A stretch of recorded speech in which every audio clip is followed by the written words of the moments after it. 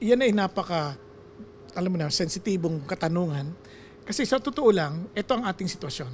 Ang utang natin sa Diyos, kasi ang kabayaran ng kasalanan ay kamatayan. Sabi ng Romans 6:23. Yung kamatayan na yon ay walang hanggang kamatayan. Walang pwedeng magbayad niyan. Kasi kung ang utang natin ay 100 milyon, para mabayaran natin, we need to have 100 million. At walang makakatulong sa atin, maliban meron siyang 100 million or more. Na since ang utang natin walang hanggang kamatayan, walang makakabayad yan among us kasi lahat tayo mamamatay eh.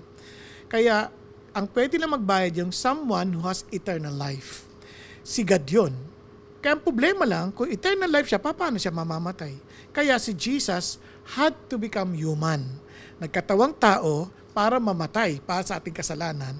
At nung nabuhay siya magmuli, bayad ang utang natin. Ibig sabihin, mas matindi yung buhay na walang gan kaysa sa kamatayan. Kaya yan siya lang din ang pwede magbayad. Kaya hindi natin kaya to on our own. Kaya praise God, sabi ng continuation ng Romans 6:23, for the wages of sin is death, but the free gift of God is eternal life in Christ Jesus.